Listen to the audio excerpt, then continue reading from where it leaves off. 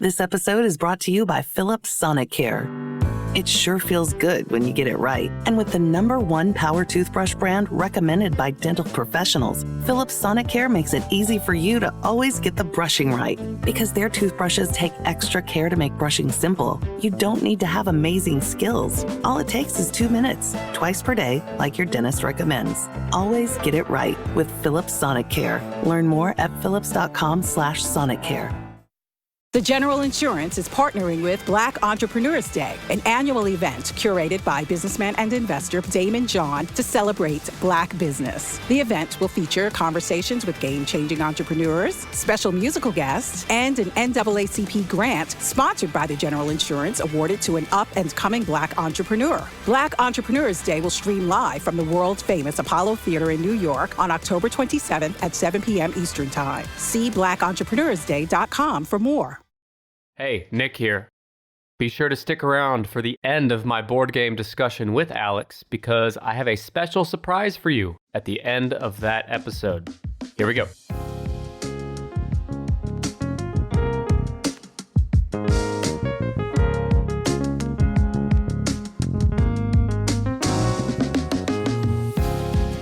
It's bad bitch o'clock. Yeah, it's thick 30. I've been through a lot, but I'm still flirty. Okay. Am I supposed to respond to that? I'm wondering if you know it. Do you know the song? I don't know the song. Enlighten me. It's your favorite song. I'm surprised you don't know it. About Damn Time by Lizzo, listener of the show. Oh, listener of the show. Right. I just wanted to remind everyone that I'm ready to flirt with you. Yes, you. My name is Nick. I'm the host of the Tennis Podcast. On this show, either myself or my sidekick host bring a top tennis list on a surprise topic, along with fun facts and trivia. The other person tries to guess the list.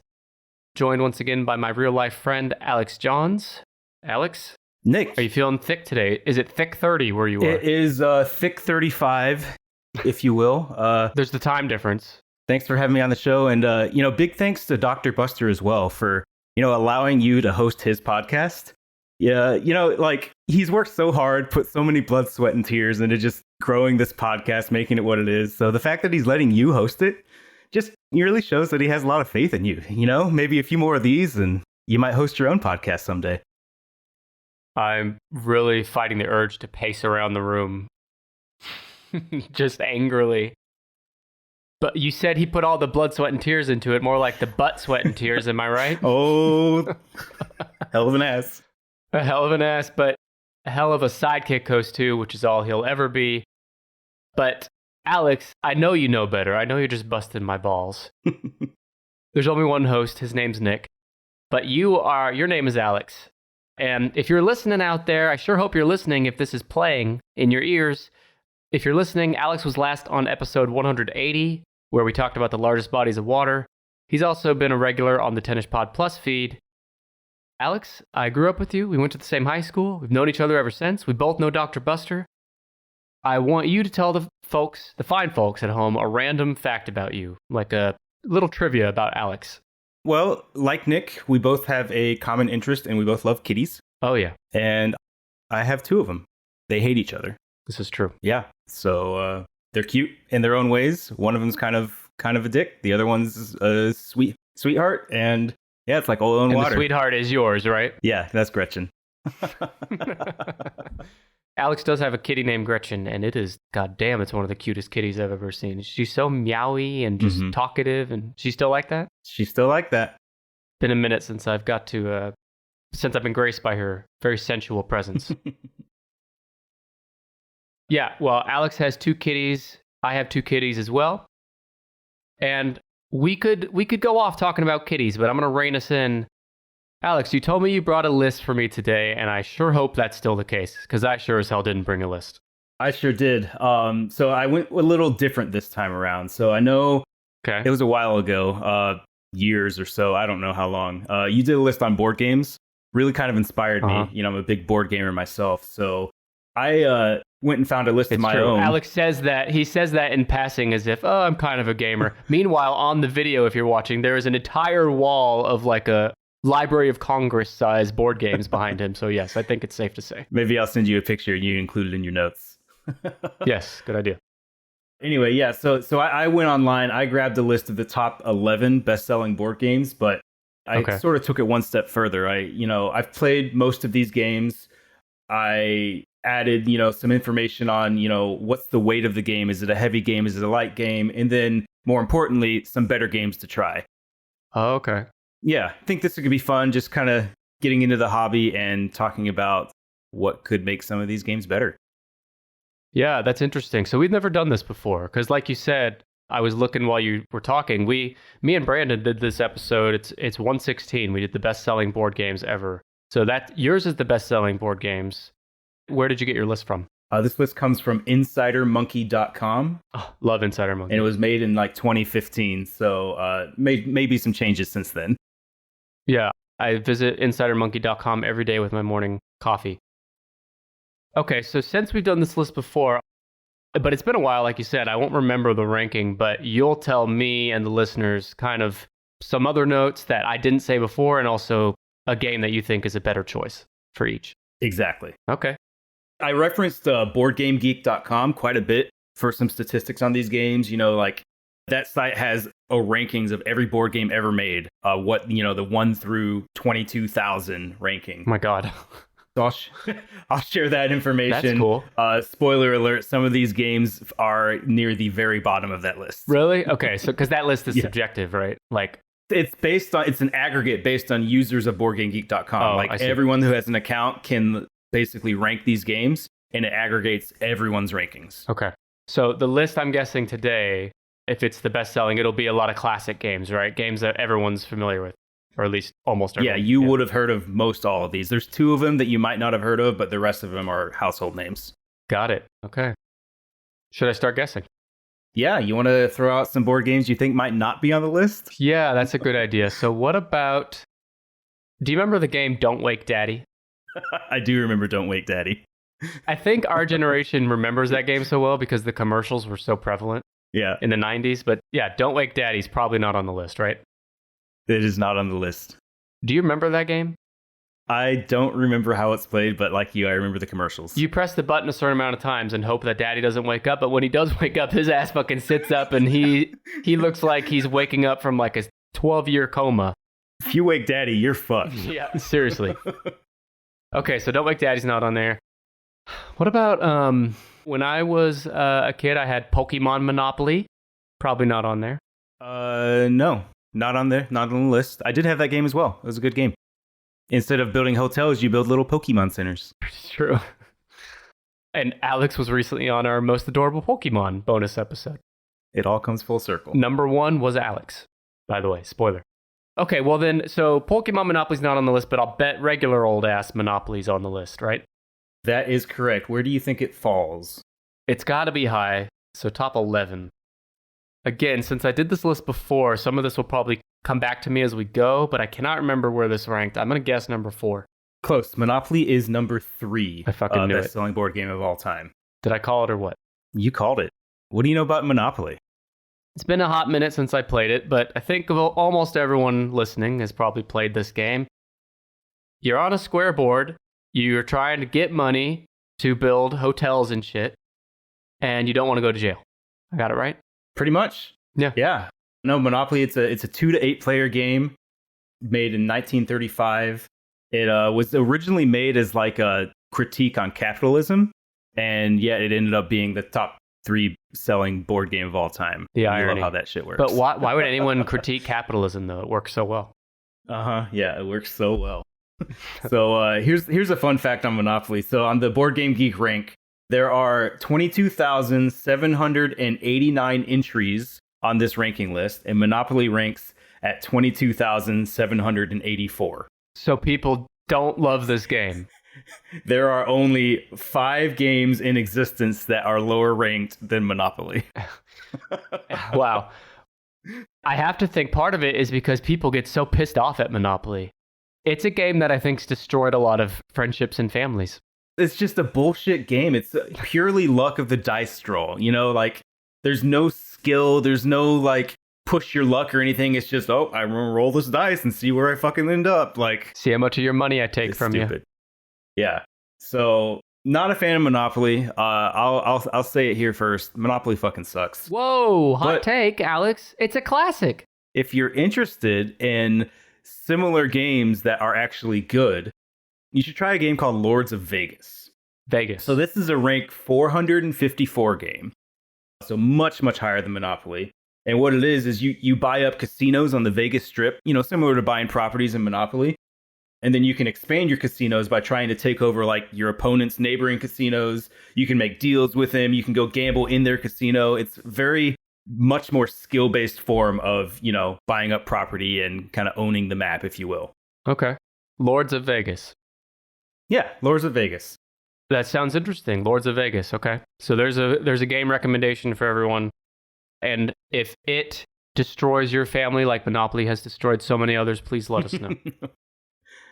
All right, give me another guess. Okay, so thinking of these classic household games, I'm going to go with one quite a bit different from Monopoly, although also pretty luck-based, and that's Hungry Hungry Hippos. Hungry Hungry Hippos is not on the list. Good guess, though. Okay, but is this a real list, or are you making up this list as you go to piss me off? We're just making it up as we go along. All right. That's fine. That's what we call the old Dr. Buster. Makes up every list he's ever brought on the spot. Okay. Battleship. Battleship, surprising, but not on the list. I would have thought it would be. No Battleship. What about... Well, this isn't like a tabletop game, but I guess it'd be considered a board game. Twister? No Twister on the list. Is your alternative recommendation to Twister just fucking each other? Because that's pretty much what Twister starts at. I was thinking more just, a titty twister. Okay, sure. I think that's probably more apt. Yep. All right, so I'm not doing great. Yeah, did you even do this list before? Years ago, like you said. How about Trouble? Or is it called Sorry? Or is there both? I don't know. Those are separate games, and neither are on this list. Scrabble. Scrabble. Scrabble has to be Good on job. there. Scrabble is on the list. Scrabble is the 4th best-selling game of all time. I knew it. You ever played Scrabble? Of course, it's classic. I love Scrabble. Did you ever play Words with Friends on your phone? Yes. Yeah, so Scrabble's a good game. 2 to 4 player game. It's ranked 1,997. So much higher than the 22,000. Yeah. And what you'll find is this is one of the higher, not the highest, but one of the higher ranked games on this list. Okay. Yeah, Scrabble. I mean, we all know Scrabble, right? You just put words in, you try to get points. There's like modifiers on the board of, certain letters will get doubled or your word will get doubled or tripled or whatever. Did you know Yeah, I don't have a motherfuckers problem used with to... Sorry, go ahead. What did motherfuckers used to do? Did you know that motherfuckers used to have to pull out a physical dictionary to check words and shit when they were playing Scrabble? Oh, it's just like this list. You just make it up as you go. I don't know, man. Well, it's like sometimes you're playing with someone and they play a word that's iffy and you got to challenge them. Yeah. So you pull out the dictionary and look up that word. I don't know, man. Just think of how much longer the games would take if you had to look up the word like every 5 turns. Different time. Do you want to guess what the most points possible in a single word is? It's not but, is it? No, it is not but. Unless it was Dr. Buster's. But that is. Oh, baby. It's called, I've never heard of this word. It's Muzjiks, Muzjiks. Oh, of course. Apparently it's a word that means Russian peasants. Oh, I thought it meant mouse jizz. Okay. Oh, right. Moose jizz. But yeah, Scrabble. Good game. If you like Scrabble, try Bananagrams. You ever heard Bananagrams? No. It's a little game. It has the same, tiles, just like Scrabble does, but it comes in a little banana pouch. And it's basically Scrabble without the board. You just put these things on the ground and you kind of make a crossword from the letters, trying to get points. Banana what? Bananagrams. Grams. That sounds interesting. I like that it comes in little banana pouches. It's cute. And also, bananas and graham crackers probably taste pretty damn good together. Throw a little marshmallow on there. No. There you go. Nope. No marshmallow. Okay. That's a wrong opinion. Give me another guess. All right. Candyland. Candyland is not on this list. That's got to be a worse game than Monopoly, though. That is the most luck-based game I've ever played. I played it semi-recently because I have kids, and it's just like you literally just spin a thing and you go and you go. That's it. Right. Okay, so no Candyland. I'm pretty sure I remember what number 1 is, so I'm trying to save that. Yeah. Are card games included? Like Uno? Let's see. No Uno, and there are no pure card games on here, no. I was trying to hang on to this one, but I'll guess it, and that's checkers. Checkers. Good guess. That is the number 2 most best-selling game of all time. I knew it. You like checkers? I do, but I find it's a game. It's another one I played recently. I find it's a game that I enjoy playing like once or twice, and then I'm kind of over it. You know? Yeah. I don't want to play for like hours on end. Yeah, checkers sucks. Alex, so many hot takes from you this episode. The Board Game Geek rank is 22,760, so it's just barely doing better than Monopoly over Checkers, there. like, I get that it's like kind of a simple game, but it's like such a classic, and I don't know, think of all those lonely nights sitting at the Cracker Barrel waiting for your table and your food. Where would we be without the giant checkerboard they have there? Just wish they had better games. That's all it is. Okay, well, do you have a alternative recommendation? You know, this was one game where I could not think of an alternative. I mean, what's the alternative to checkers? It's just a little puzzle, more or less, you know? What, maybe Foursquare? I don't know. Or not Foursquare. What's the Connect 4? Connect 4. Maybe. Oh, that's a good one. Yeah, is that on the list? I'd prefer Connect 4. No, Connect 4 is not on the list. So, yeah, checkers, okay game, but not a game I'd like to play. What about Yahtzee? Yahtzee. Yahtzee is not on my list. Another surprising one. Alex, what? Okay. Y'all see that is a mistake. You're going to edit that out, right? Yeah. All right. I'll make a note for my editor there. Backgammon. Backgammon. Not on this list. Fucking Jesus, I really don't remember that list then. Mahjong. Mahjong, I will give it to you. So the number 10 game on this list is called Rummikub. Rummikub. It's a 2 to 4 player game, and it's essentially what Mahjong is based off of. Okay. So this is even older than Mahjong. It's older than Mahjong. It's a Romanian game. It's like a tactile game. You played with like colorful numbered tiles that are based on. I got that wrong. It's based on Mahjong, not Mahjong being based on Rummikub. Oh, okay. Other way around. Yeah. Relatively recent game. 1977 was when it came out. To be fair, I don't know anything about this game. I'd never heard of it before this list. The Board Game Geek rank is actually pretty high at 1,690. So that is high. Yeah, is that higher than Scrabble was? Ooh, good question. Yes, that is just a bit higher than Scrabble. When we're done here, I'd be curious to know what that website says is the number 1 game ever. But we'll... I can tell you right now. Okay. It's called Gloomhaven. Have you played that? I have. It's a fantastic game.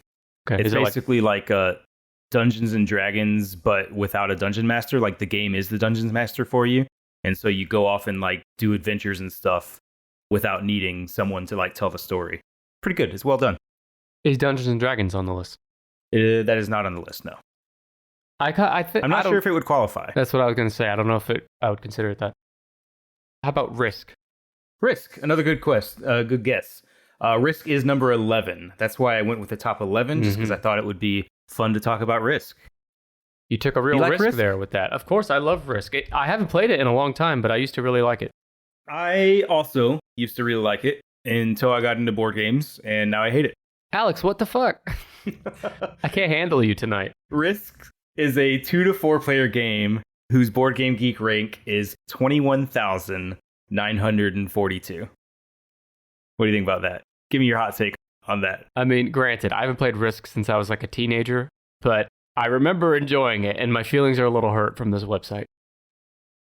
So Risk is, granted, it's better than Monopoly, but it's another game that is too heavily dependent on luck. And you'll find that's a running theme with Board Game Geek is the Board Game Geeks do not like luck-based games. They like a little bit of luck, but they like it to be mostly skill. And with Risk, it's just too dependent on that dice roll. Dice can be done very well in a board game, but you can't lean too heavily into it.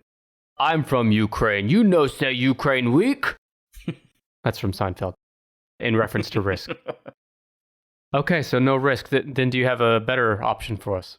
I do. So, fun fact, there is a game called Risk Legacy. It is essentially based on Risk. It's the exact same game of Risk. However, you play with the same group of people multiple times, and certain decisions and things that are done during game will permanently affect the game board for future games. Oh, that's cool. And so as you go along, you sort of have your country, if you will, or your army, right? That's growing, and you're like, you can like research new weapons, and you can like bomb your enemies and destroy their cities. Now we're talking. It's really cool. Yeah. Yeah, it was a really good game. I played it in college with some folks that you and I both know, and we had an overall blast with it. Yeah, that does sound fun. And are you naked the entire time for every round, or just some of the rounds? Only when you win. Great. Yeah, okay. No, that does make sense. Winner has to get something out of it. Okay. When you're always rushing out the door in the morning but still want to make every breakfast count, try Blue Apron's new ready-to-cook meals that offer your favorite fresh quality ingredients ready in minutes.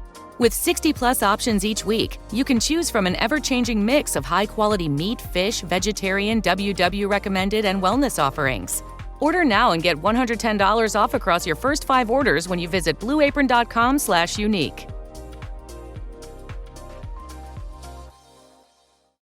This is why improv is so great. Get ready for the miracle of Mega, a comedy podcast from the staff of a fictional megachurch. I'm Holly Loren. And I'm Greg Hess. Our characters, Hallie and Gray, welcome a new guest each week, played by some of the biggest names in comedy and podcasting. Like Scott Aukerman from Comedy Bang Bang. It is a sin for an actor to take a scripted role where they sin. But if it's a character improvising something in the moment, well, then all bets are off. It's completely improvised, and it's devilishly funny. There's a new episode every Sunday. Listen and subscribe to Mega, wherever you get your podcasts.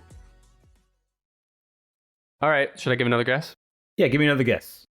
I'd say you're doing okay on this list. I'd say I'm doing more than fucking okay. There's 22,000 something board games in the world, and I'm narrowing it down to the top 11. Oh, I know one. And this game is a popular game that I've never liked, and that's Clue. Clue.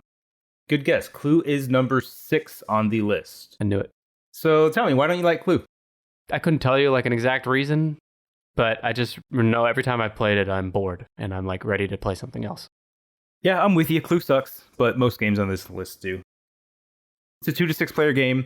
Board Game Geek rank was 9,372, so Too high. Middle of the pack. It's kind of the first, murder mystery game to come out. You're trying to solve who was the killer and what was their murder weapon and where did they do the killing, right? Right. It's kind of unique. The solution is kept in an envelope. So it's like there the whole time, right? But you're all trying to guess who it was. So I don't know. It's cool. It's like a groundbreaking game, right? But It's a cool concept for sure. there are better versions of that now. One game I'd recommend trying if you like Clue is called Secret Hitler. You ever heard of that game? I have played that. I played that. You played it? Yeah. Do you like it? Yeah, I like it a lot. It's more fun than Clue. Agreed. Much more fun. Great sort of like deduction game where you're trying to deduce who's the bad guy. Wait, you don't mean Hitler, do you? No. No. So Secret Hitler is the board game. The ranking is 209. So That's high. very highly recommended game. That's the highest one we've talked about. Something that stood out to me too when you're talking about all these games sucking, I think it's the evolution of gaming, right? Because most of these games are old. They've been around a long time. Correct. And board games didn't used to be complicated. They used to be intentionally accessible to as many people as possible because, let's face it, before modern entertainment, board games was one of the things you did in a group. And you wanted as many people to play as possible. So board games were simple, and it wasn't until kind of recent history that kind of really strategic board games based on skill kind of became a thing. So you're telling me these fucking Neanderthals who just get done shitting in the streets are, going to come back inside and, roll the dice on a game of Monopoly? Now, when you say inside, do you mean inside the open air cave? And when you say shitting on the street, do you mean shitting on the dirt that's like 5 feet from their cave? Unga bunga. Shout out to all of our Neanderthal listeners out there. If you're a Neanderthal, just unsubscribe from this podcast. Fucking unsubscribe. Checkers, I guess, would be the only game on this list that they could, like, maybe get, Yeah. But that's if they didn't start eating the board and, like, sticking the checkers up their nose. Or their ass. Yeah. Okay, so let's do a quick recap so far of the ones I've guessed. Yeah, so quick recap. You have number 11 is Risk. Number 10 is Rummikub. Number 6 is Clue. Number 4 is Scrabble. 3 is Monopoly. 2 is Checkers. Okay. Oh, here's another one I've never really liked, and that's the Game of Life. The Game of Life is number 7 on this list. Ugh. Tell me, what do you not like about the Game of Life? I don't know. I think it just doesn't excite me, the game. I don't have good reason. Yeah. Do you have a reason? Yeah, it sucks. Okay, well, I'll subscribe to that. So Game of Life, it's a 2 to 6 player game. The ranking on Board Game Geek is 22,782. Yeah, that's way down there. So that is only 2 spots higher than Monopoly. So there's like less than 10 games ranked lower, right? Pretty much, Than it, yeah. So yeah, the Game of Life, it's just like you go along life, you're right. So like you have your little car and you make a choice, right? Do you go to college? Do you go straight to the workforce? And you like just roll the dice, or I don't know, was it dice or was it like a little spinny wheel or spinning something wheel. determines how far you go. Yeah. You land on a thing, you do the thing. There's no decision making. It's Well, so it's just stupid. like real life. Every morning when you wake up in bed, Alex, first thing you do is spin the giant wheel right next to your bed, right? To see what you do next. Yeah, well, I mean, it's a great metaphor because, you know, we are living in a simulation. So, like, everything is already pre-planned out for us. You know what? It might just be aliens playing the game of life and we're the pawns. I think what you really mean is it's all part of God's plan. But I remember when me and Brandon did the best-selling board games, we were talking about with the Game of Life, it's coming back to me now, how, like, the option should be, instead of go to college or get a job, it's fucking kill yourself or... or something else, because it's like the game, we play board games to escape our shitty lives, right? Like I don't know, like, and the choices are so binary, right? Yeah. Get a job or go to college. Well, what if I want to enlist in the military? What if I want to become a serial killer? So yeah, I think it's just, I don't know, but I did love sticking the little stick people in the car. I'll give it that. Yeah, if it ever gave you the option to have a baby, would you put a little baby in the back of the car? Not fucking now, I wouldn't. Now that I've had real babies. But I did put some pets in the car, I think. Weren't there pets? Maybe in an expansion. I don't know. Okay. I don't think it was in the base game. But anyway, if you like life, which go ahead and unsubscribe if you do. To be specific, if you like the game of life, because none of us like life. Correct. But if you like the game of life, that's what Alex is trying to say. There's a game called On Tour. It's a little rock band game. It's a roll and write. Are you familiar with the roll and write genre, Nick? No. It's a game where you basically have like a whiteboard and it's not very interactive, right? Everyone kind of has their own board.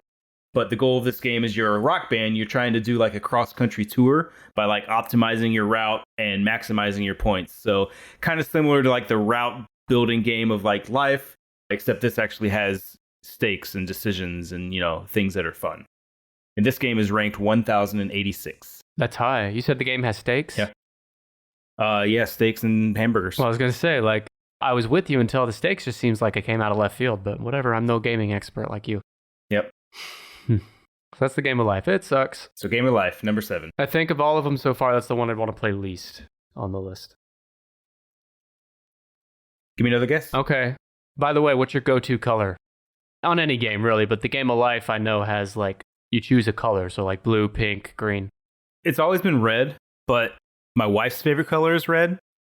So I usually have to give her that color. Yep. So if there's orange, I'll take orange. And then otherwise, I'll just, you know, fuck me up. Just whatever Wow. whatever there is. I feel like most boys like you and I would go blue or green. Yeah, usually, but no, I've always been a red guy. Yeah, I knew there was something off with you. Yeah, I'd always go blue or green first. But I'm not a fucking idiot. Okay, so my next guess is going to be Pictionary. Pictionary is rank 8 on this list. I knew it. You ever play Pictionary? Yes, but when I was a kid, like I hardly remember it. I've never played, personally. Pictionary, I think it's the newest game on this list. It came out in 1985. Yep. Let me check here. Yeah, it is definitely the newest game on the list. 3 to 16 player game.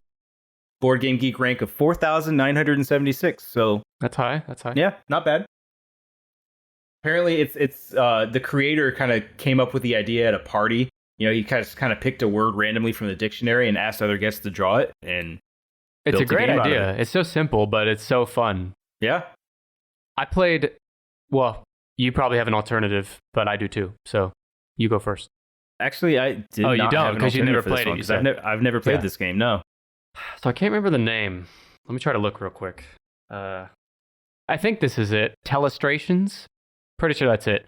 Where it's like every person at the table, like if you have a group of 6, let's say, everybody gets a secret word, and you draw that word on your own little pad, and then you pass it down. And the concept is like the telephone game where you whisper to someone, and then they keep whispering it, but you do that with the drawing. Yeah. So you hand your drawing to the next person, and they try to write the word that you were drawing. Then they pass it on, and the next person tries to draw that word. And then it goes on, and you when it gets back to you, you see how close it was to your original word. And that was fun. See, that sounds really fun. Yeah. Yeah. I would use that as a, if you like this, try this game for this entry. It's called Telestrations. Illustrations. I like it. Not to be confused with menstruation, which is not as fun, I'm told. Depends on the person.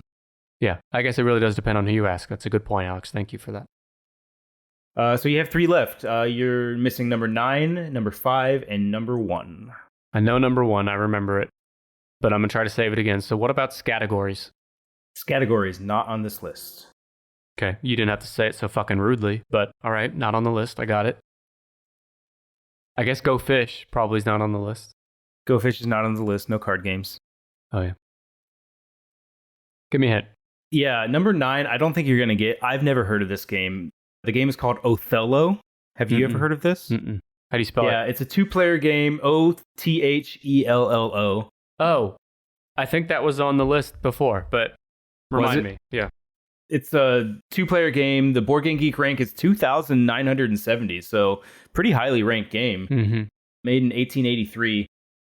It's basically the game's played with like 64 identical discs. They're all light on one side and dark on the other, and the aim is to have more of your shade visible than your opponent's when the final playable space is filled. So I don't really know like how the placements work or anything like that, but it's kind of one of those like, think like checkers, right? With multiple colored sides. Yeah. Okay. Haven't played it. Yeah, I haven't either. And like I said, I don't have another alternative game for that one because I've never played it, but Othello, number 9 on the list. Some alternative games could be... Oh, forget that. I was trying to go with a bad joke. Had nothing. Instead, I'm going to give you another guess that just came to mind. Chutes and Ladders. Chutes and Ladders, not on this list. Fuck you. Would you like a hint? Yeah. This game, it uses knowledge from outside the game to help. One might call it trivia. Oh, Trivial Pursuit. Trivial Pursuit. Correct. Trivial Pursuit is number 5 on this list. Well, there's a game that is not all luck-based. No, yeah. It's a 2 to 24 player game. Imagine 24 people playing 24 a game. players, Alex! Do you even know 24 people? No, fucking Jesus. I'm waiting for 24 listeners to this goddamn show.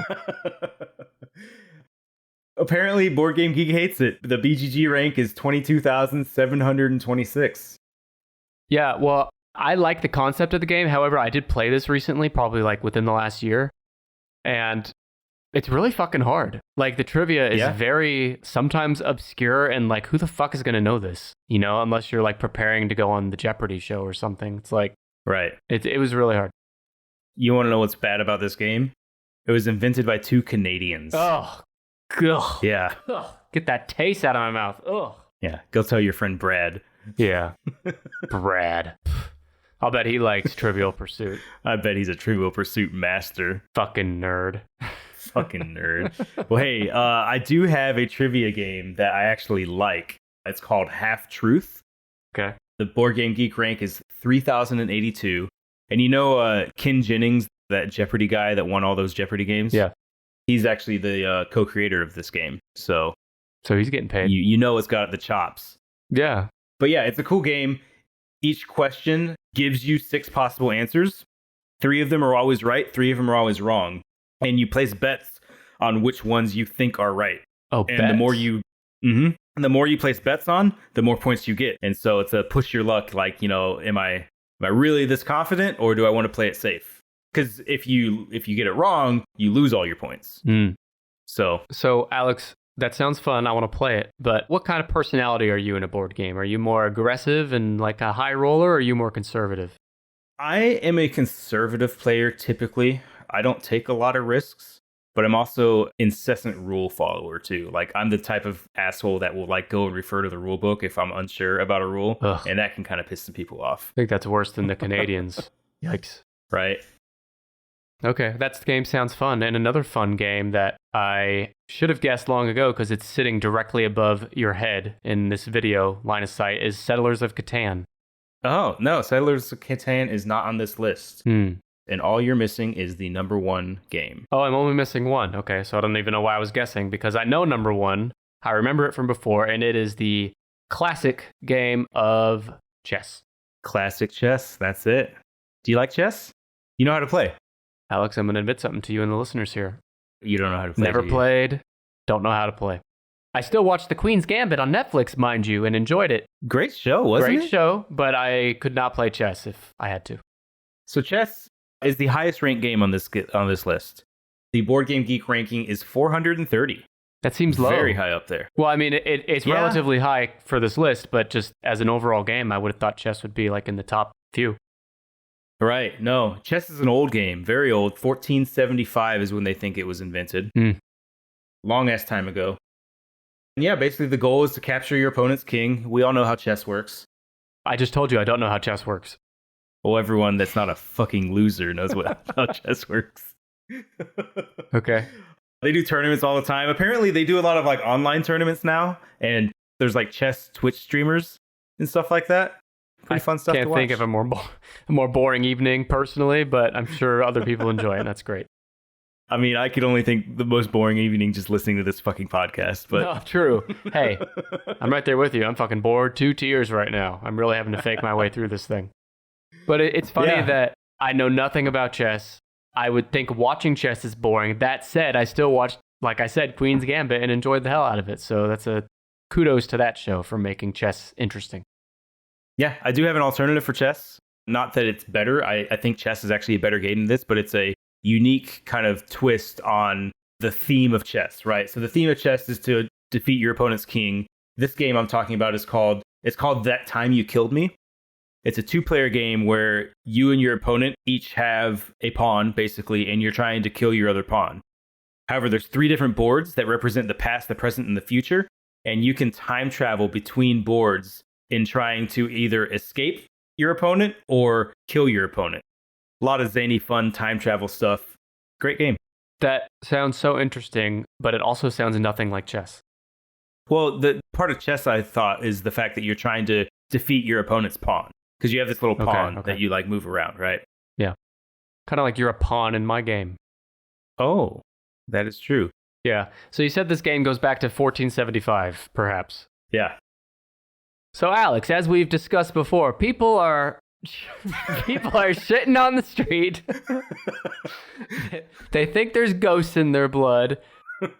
They have no teeth. They're eating sticks outside, but someone out there designed a chessboard and a, highly strategic game with millions of possible moves. That's just something else, huh? History's wild. History is wild. It's true. And as for the history of this list in this episode, I think I checkmated its ass. Pretty good there. I think you did. Yeah. I think you did. Although to be fair, I did do this list once before, so I did have a bit of a head start. But we won't talk about that. Okay, let's go back through them. Tell us the top 10-ish games. Top 10-ish games. So number 11 was Risk. Number 10 was Rummikub. Number 9 was Othello. 8 was Pictionary. 7 was The Game of Life. 6 was Clue. 5, Trivial Pursuit. 4, Scrabble. 3, Monopoly. 2 was Checkers. And number 1, granddaddy of them all, chess. Chess. And for the folks listening, I'm going to put in the show notes the name of each game Alex recommended and I recommended too. So if you want to check those out and play them, you will have those there too. Alex, so do you have in front of you like which of these 10 games ranked highest on the Board Game Geek website? Yeah, chess was the highest? Was the highest at 430. Okay. Yes. Well, there we go. Kind of a different twist on the old Tennis Pod format there. I liked it. Different twist on the list. Yeah. Different twist on your fucking Winky too. You don't watch yourself. What did you say? Your alternative to Twister was just the titty twister? Just the titty twister. That's all you need. You ever get a titty twister? Yeah, it sucks. Yeah, it fucking sucks. Have you ever had like a true blue titty twister? Not just where they pinch it and they're like usually they'll pinch it and you try to get away before they can twist it. Have you had a true, they squeeze and they twist? I mean, I'm sure I have, and I'm sure it sucked. Yeah, I'm sure. I definitely happened to me. 2 older sisters that did that to me from time to time, and for obvious reasons, I couldn't really get them back. So it did suck. True. Yeah. Yeah. Kind of an unfair advantage there. It's true. But some people are into it. Hey, more power to you. Yeah. Alex, of the 11 games we covered on the list, not the ones you recommended, but the 11, what's the first one you'd play and what's the last one you'd play? I would play chess in a heartbeat. I love chess. Okay. I was the 5th grade chess grandmaster at my elementary school. Holy shit. Fucking. Okay. No, that's fine. That's cool. It's really cool, Alex. I'll just let that sink in a little bit. Yeah, and I'm sure you had a lot of girlfriends in 5th grade. Definitely did not. I've never touched a girl in my life. Yeah, me neither, actually. Just ask my wife. You're still waiting. No, chess is great. I would say my least favorite game on this list is probably a tie between the Game of Life and Monopoly. I just have such a deep-seated hatred for Monopoly, though. I think that takes it. At least Game of Life, you can just laugh at the absurdity of it all. Like Monopoly, there's no fun. There's nothing fun about that. Well, there's a fun old man with glasses and a big mustache. Yeah, and I guess you get your little thimble and race car. You can move around the map. No, that's the funnest part, is choosing your character at the beginning. How do you think they came up with those? Fucking thimble and a race car. Yeah, you're right. Where did that shit come from? Yeah, and a money bag. Well, the money bag makes sense. Yeah. The race car does not. Top hat makes sense because of the guy. Didn't they have like a fucking iron? Yeah. What is that shit, Alex? You're really opening up Pandora's box here because, like, I have no fucking clue. What is this shit? I don't know. Why is there a thimble in there? Next list is going to be the top 10 fucking Monopoly tokens. Oh my God, blowing my mind here a little bit. No one ever talks about that. Where does this shit come from? No, it's like this needs to be talked about more. Yeah, it's not like there's not a hockey stick piece and a fucking like chimney sweeper piece, but there is an iron and shit. It's weird. Okay, well the games I would play first is Scrabble. The game I'd play last is Game of Life. That's fair. Scrabble's a good one. That'd probably be my number 2. I like Scrabble. Yeah. We used to play Words with Friends quite a bit. Yeah, I played it recently. I re-downloaded it like a year ago. I've been playing it some, kind of for nostalgia's sake, and it's fun. But the app is terrible with ads. Like, it's the worst ad app I've ever seen. Like, you have to pay for the ad-free version for it to even be worth it. Kind of like you can pay for the ad-free version of Tennis Podcast by becoming a Tennis Pod Plus member at tennispod.com/plus. I will say, that's worth it. I haven't listened to one of your shitty ads in fucking years now, and it's great. Just $2 a month, people. Be a cool kid like Alex. Be a cool kid like Chess Master 5th grade Alex. Oh, yeah. And get Tennis Pod Plus. All right, Alex. Well, it's game over for you and I. Let us know, folks, what you thought of this kind of different twist on a Tennis Pod list. Hit me up on Twitter and Instagram at @TheNickAmel. That's EMEL. You can also follow the brand, Tennis Pod, at Tennis Pod on Twitter, Instagram, on Facebook, on Reddit, on TikTok. We're on all of them. Also on YouTube. Follow us there. Shoot me a DM. Let me know what you thought of this episode. Next week, it's the week before Halloween. That means it's Spooktober. I'm going to have Dr. Buster on, and I got a spooky-ass list for him to guess. So you don't want to miss that.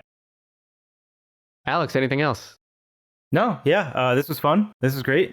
I guess I'll sign off by saying, play more board games. We are in a golden age of board games right now. There's so many great games around us. I've always been an avid video gamer, but I have more fun playing board games now than I really ever have playing video games. So no better time to get in the hobby than now. It's true. Board games have really taken off lately. And I love those places like those little cafes that are board game cafes now. There's one in the town. Was it Shuffles? Shuffles, yeah. Out by you? Yeah, they're kind of popping up everywhere. And I always like going to those places. And yeah, and Alex, you should send me some pics of your board game collection and I'll share it on social this week too. I'll do that. Cool. All right, everyone, thank you so much for listening. He's Alex. I'm Nick. I'll see you next time. Goodbye. Bye. So, time for a surprise. Given that the episode you just finished was A, on the shorter side, and B, covering a topic we've already previously covered, I thought I'd throw in a little post-episode bonus. Coming up right here and right now, it's a bonus episode from May of this year. It was Alex's first ever appearance on the show, in fact, where he had me guess the top 10 largest objects in the solar system. Until right now, this bonus episode was available only to Tennis Pod Plus members, but I'm unlocking it now for your greedy ass. But I'll stop blabbering. Here is the top 10 largest objects in our solar system from May 2022.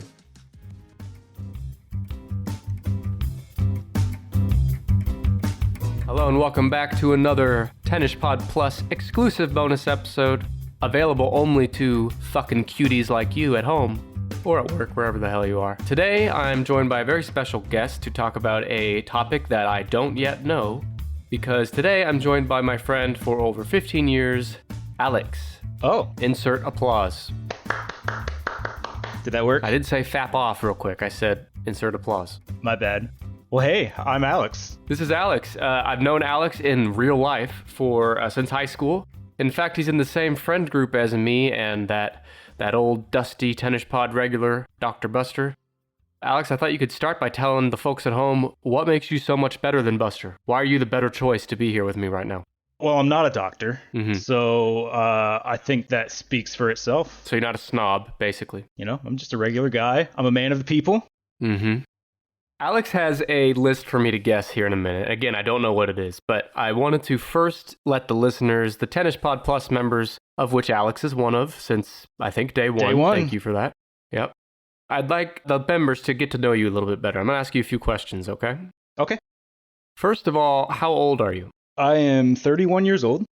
Mm-hmm. Where are you coming to us from? Your voice. Where's your voice traveling through the airwaves from right now? Currently live in Akron, Ohio, about to move to St. Louis, Missouri, and grew up in the same Oklahoma hometown that Nick lives in, or lived in. And Buster. And Buster, for that matter. Yeah. Well, Buster and Nick and now, yeah, all from the same place. Yep. Akron, Ohio. I've heard that's the New York City of Ohio. Can you confirm? It is a bustling metropolis, home of LeBron James, and that's about it. Oh, that's right. He is from there. Yep. Okay. Actually, quick sidebar. Are people there obsessed with LeBron James still that you see? Not really. I mean, he's got that school, right? The I Promise school, Right. where like he'll pay for college for anyone that graduates, and that's just down the road for me. So that's pretty cool. But aside from that, you don't really hear his name come up. It's not like he comes to visit. Yeah, he hasn't been at your house? No, not in a few years. Okay, yeah. No, I figured he's busy. A few more questions for you. Tell the folks, I already know all about this. In fact, this is your number one feature. The number one feature of our friendship is what I'm about to ask you, and that's your cats. So tell the folks just a little bit about your kitty cats, who they are, how adorable they are, why they're better than you. I have an adorable, fluffy kitty named Gretchen. Mm-hmm. Yeah, she's just a wonderful cat. Very vocal, very talkative. for Very a cat. chatty. Yes, very Mhm. chatty. Loves to cuddle. Pretty much everything you could ask for. My wife had a cat before we got together named Frankie, who he's a little shit. Hey, I mean, he's a lovable little shit. okay. Kind of like you. Exactly, just like me. Yeah, so they live together now. The cats hate each other, but they both love us. So there's always a fighting match as to who gets closer to the humans. Gretchen, being the vocal one she is constantly hissing at Frankie, and Frankie just wants to play and be a little nuisance. So it's a lively atmosphere. I will share a photo of your cats on our social media at Tennis Pod, if that's all right with you. Yeah, please do. Also, Gretchen is very talkative. If she could talk English, I'd bring her on the pod right now. But She'd be a hell of a She better can't. guest than me. yeah, hell of a better ass, too. Oh, Okay, so 2 more quick questions and then we can get to the list. As we record this, the most recent Tennis Pod episode was the most popular profanity in the English language that I did with Steve Glissman from Origin of Speaksies.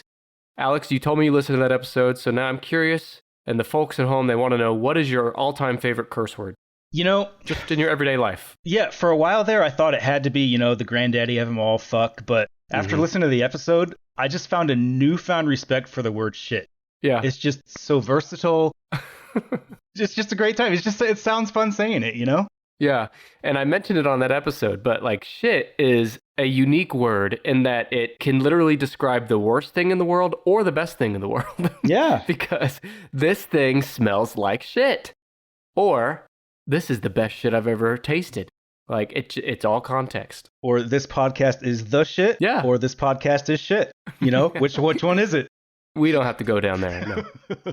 We won't get to the bottom of that one today. Last question for you, Alex, is what is your list? What list did you bring for me to guess today? All right. This list is out of this world. You might say it's one small step for man and one giant leap for mankind. Wow. Do you have any guesses for what my list might entail?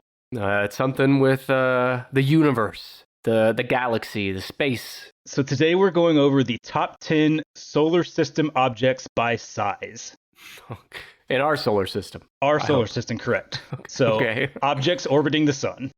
Okay, good. So before we get started, I want to ask you, what do you think is the best way to organize a space party? Is this like a riddle or a joke? You plan it. Oh, fucking. Okay, now we can get started. I can't believe. All right. I got your ass. You did. You plan it. Good. Okay, so the largest objects, which could be planets, could be stars, could be moons, etc., in our solar system where we live. It could be asses. Okay, so Dr. Buster asked number 1. Could be. You never know. One thing that's important, though, is this is by size, so specifically the radius of the object rather than mass, because those are two separate lists. Yeah, Buster's ass would be top at both of them, but... Definitely. You know, it's funny, I knew this wasn't true, but because we were talking about it, I was typing and talking at the same time, and I wrote the title of this list as largest asses. But it's not. It's largest objects in our solar system. Now, you want to bring me back on, we can do that list at a later date. I love it. Okay, do you have a source for this? My source is just, science. Okay, but do we know if that's real? Depends on what political party you subscribe to. Thank you. That's the correct answer. But no, specifically, I got all the hard data off of Wikipedia, and then just some fun Google searches for some hashtag fun facts. Cool. Well, this is exciting. We've never done a space list like this before. Yeah, I realized I really enjoy space, and you guys have never talked about it before, so I figured I had to come on to do it. Yeah. So here I am. That's how this was all born, because once I started having guests on with Brandon's Break, Alex texted me. He listens to the podcast, and he said, hey, I know I'm not even a podcaster, but I have a great idea. What do you think? And so I said, get your fucking smooth ass over here. Let's do it. Yeah, fun fact, I think I'm probably your only guest host who's never actually been on a podcast. Maybe Kent. Kent probably hasn't either. Oh, yeah. No, you're right. Kent, who did the Seinfeld bonus episode, you and him. So we'll have to see who does better. That was another great episode. Yeah, rank me up against Kent. Let's go. All right. Okay, so should I start? Yeah, go ahead. Let's start with some objects you think are not in the top 10. Okay, well, as much as we joke, let's just come clean. Buster's ass probably isn't in the top 10. Buster's ass is number 13. It just barely gets on the outside of the top 10. Well, for a real answer, how about that hunk of junk that for a while they couldn't decide if it was a planet or a dwarf planet or a something else. Anyway, Pluto. Correct. Pluto is number 17. 17. So how many objects, I mean, you might not know this, but is there a count of like distinct objects in our solar system? So I have in front of me the list of the top 20. Okay. And there's a bunch more on Wikipedia, but I don't know the number. Yeah. All right. So Pluto's definitely not on there. Pluto is not. Probably not the Earth's moon. Earth's moon is number 14. It's about a quarter of the size of Earth. Okay, so if it's a quarter of the size, then that means the Earth has to be in the top 10. Number 8. Earth is number 6. I knew it. You knew it. So Earth is the third planet from the sun. Really nothing special about Earth. Yeah. Nothing fun. Nothing fun. This is interesting because probably about 20 minutes before we started recording, I was putting my 5-year-old son to bed and we read a book about the planets. Oh, yeah? It's possible that I had a Hodor moment from Game of Thrones where the future was kind of... Anyway. Sounds like we need to bring your son back on and tell us about what's going on with the Earth. Yeah. Well, he wants to go... I asked him which planet he wants to visit. He said Saturn because he wants to ride the rings. Oh, okay. I didn't tell him it doesn't really work that way, but yeah, we'll cover that another time. But no, yeah, fun facts about Earth. So obviously the only planet in the solar system that can harbor life, or at least that we know of. Mm-hmm. The scientists think that life started about 4 billion years ago when chemical reactions led to self-replicating molecules. But I mean, you and I know that's bullshit. It was all God. I was going to say, I don't know what kind of Satanist propaganda you're trying to push on everybody. Yeah, we all know the truth. Yeah. One thing that's interesting is that scientists think that the moon, it was formed by a Mars-sized object crashing into the Earth like billions of years ago. And then the dust that settled from that like formed the moon today. So that's kind of cool. That is interesting, yeah. Well, that's how, I mean, that sort of thing is how this all started, right? As far as planets go? Yeah, pretty much. You know, all this shit was in the space and they all just kind of coalesced into the various planets and moons and all this stuff. It's weird. Science is weird. Isn't it funny how I think you said a Mars-sized, what was it, an asteroid? Comet? Yeah, just an object. They don't know what it was specifically. Object, okay. Crashed into Earth, resulted in the moon. And when you think about it, outside of the asteroid that took out the dinosaurs, Earth hasn't really been hit by anything major since then. So we're due. Yeah, we're overdue. Have you seen that movie, Don't Look Up? Yes, loved it. Great movie. Fantastic. Great movie on Netflix. Speaking of the moon is the only natural object in orbit of the Earth, our one moon. However, there are over 4,000 operational satellites and over 16,000 pieces of space debris that are just being tracked by NASA and all that stuff. 16,000 pieces of space debris. I wonder if Brandon's infamous airport hot dog trash made it out there. Probably. Do you know why they call our moon just the moon? And every other moon has a cool name. Well, see, that's funny. The moon actually, if the scientific name for it is Luna. Oh, okay. But we just call it the moon because it's the only moon we know. Yeah, it could be because it was the first moon humans observed, and they called it the moon. Then when other moons started being discovered, well, they started naming those. Oh, yeah. Well, that's a moon, too. That's a moon, too. Mm-hmm. So that makes sense. Okay, so Earth, the only planet that can harbor life that we know of in our solar system. Yep, at number 6. Well, let's talk about that real quick. Alex, I'm quite confident that you believe there's life on other planets outside of our solar system, or perhaps bacterial life in our solar system somewhere. Give me your hot takes, extraterrestrial visits to Earth. Have they happened? Will they happen? If they happen, what happens? Just give me your rambling kind of thoughts on that. So I think there is extraterrestrial life. I guarantee there is out there. The universe is vast, and it's improbable that it has not happened anywhere else. Agree. However, I don't think they've been to Earth.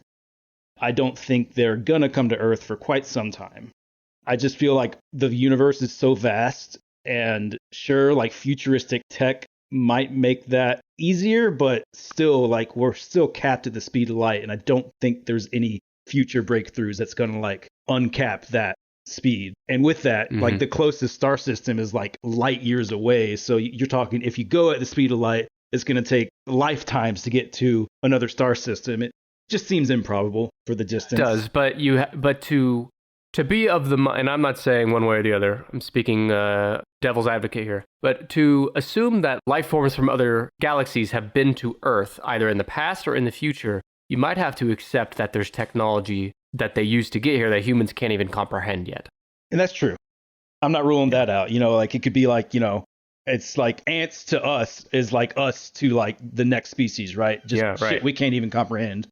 Or if you were to take us today, right now, as we record this stupid little fucking shitty podcast, and take our computers that we're recording on and place them in caveman times, that too would be incomprehensible to them. So it's you know, they'd find porn in like 5 minutes.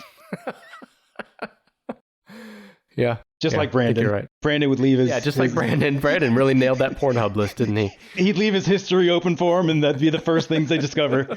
Unga bunga. They don't even know how to fucking read or type yet, but they fucking land there. It's just human nature. It's just instinct. We're born that way. God makes us that way. Yep. Okay. Let me stop grab-assing around and give you another guess. So I think that... Well, I know what number 1 is.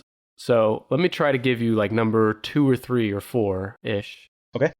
I know that the largest planet in our solar system is Jupiter, so show me Jupiter. Jupiter is number 2 Knew it. at 10.97 times the size of Earth. It's a big boy. That's incomprehensible to us, really. Right. Yeah, so Jupiter is the 5th planet from the sun. It's a gas giant. Like Buster. just like Buster. Jupiter is over 2.5 times the mass of the rest of the planets combined. Can you fathom that? No. Everyone out there, think about what Alex just said. He said Jupiter is, I think, 10 times larger than the Earth. However, it's 2.5 times the weight, the mass of all the other planets combined.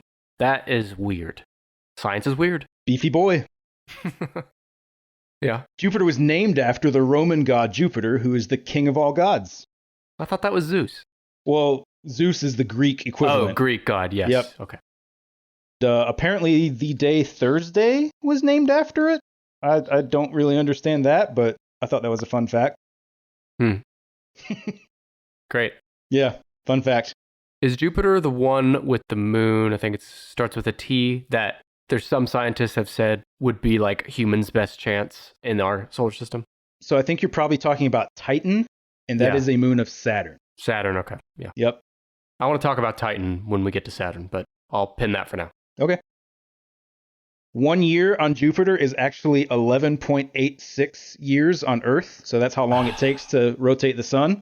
However, a day is only 10 hours. It's spinning fast. A day on Jupiter is 10 of our hours. Yeah. This is where, you shouldn't have brought me this list because I'm going to go on so many sidebars on this fucking episode, but obviously, probably the first thing a lot of us are thinking of when Alex says that is the movie Interstellar. That really captured that well, where they visit that planet where, I think it's like every hour is a year maybe, or 20 years, something crazy like that. Well, that was due to the gravitational lensing from the black hole. That was a little different than here. Oh, that's right. You're right. Yeah. How many moons do you think Jupiter has? Oh, I don't fucking know, man. A couple, at least. Couple? Yeah, it's got 80 moons. Can you believe that? Holy shit, 80 fucking... I would never have guessed that. 80 little shits just spinning around it. I'm sure they vary in size. Are there any that are like as big as Earth or bigger? There are some big ones, that's for sure. None as big as Earth, but there's some that get close, at least. Yeah. Dude, just this conversation we're having, just our solar system is so mind-blowing. And that's just our solar system, the shit that we're most familiar with. There's endless possibilities out there. Which backs up your point about like pretty much guaranteeing there's life out there. Yep. You know about the that big red spot on Jupiter? What about it? Do you know about it? Like, do you know what it is? I don't. If I do, I don't remember. It's a big storm. It's like a big hurricane type, just massive storm that's like the size of like 2 Earths. Can you believe that? And it's been going on forever. Not basically. Forever. It started. So here's the fun fact. Early astronomers didn't see it, but they noticed it in the year 1831. God so damn. It's relatively new, and nobody really knows what started it, but it's been observed to be shrinking. So scientists think that it will go away at some point in the future. A fucking storm that lasts hundreds of years. And by the way, these assholes in the early 1800s looking through these advanced for the time, advanced telescopes, seeing this shit, and meanwhile they can't even fucking wipe their ass properly. Exactly. They don't even know how to take a bath. So it's like, it's just weird. Science is weird. Science is weird. So that's Jupiter. More. Free. Extra. Exclusive. Bonus. Your ass can have it all as a Tennis Pod Plus member. Tennis Pod Plus is available on Patreon and on Apple Podcasts. Members get early access to every episode, and every episode is 100% ad-free. Yep. This ad you're listening to right now? Tennis Pod Plus members will never hear this or any other ad on any Tennis episode. Not only that, but members get exclusive bonus content every single month. Bonus content includes episodes like the top 10 most popular soft drinks, the top 10 most adorable Pokemon, the life and times of Donald Trump, a deep dive into the QAnon cult, and so much more. Bonus episodes like these are available right within your favorite podcast app. No extra apps or websites needed. Couldn't be easier. But there's other perks too, like free swag, merch discounts, and more. It's super easy to sign up. Just go to tennispod.com/plus. That's tennispod.com/PLUS to sign up for as little as $2 per month. Or, if you listen to podcasts on Apple Podcasts, the app, you can sign up for a free 7-day trial of Tennis Pod Plus in literally one tap. Go to our Apple page and tap the Try Free button at the top. After that, your Apple feed will instantly refresh with all of our ad-free main and bonus episodes unlocked. Not only can you get a free 7-day trial, but you can sign up for an annual option to save over 30%.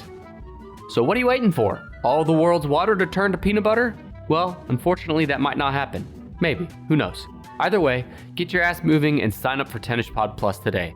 Check the show notes for a direct link. All right, well, we mentioned it in passing, so I'm going to say number 3 is Saturn. Number 3 is Saturn. Yep. Saturn is 9.14 times the size of Earth, so just a little smaller than Jupiter. I didn't realize it was quite so close to Jupiter's size. Yep. So, Nick, why don't you tell the folks at home about Saturn?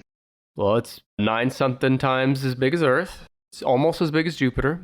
Yeah, heard that before. It's got rings on it. In fact, I just read this in my kid's book tonight. Its rings are made out of ice, dust, and rock.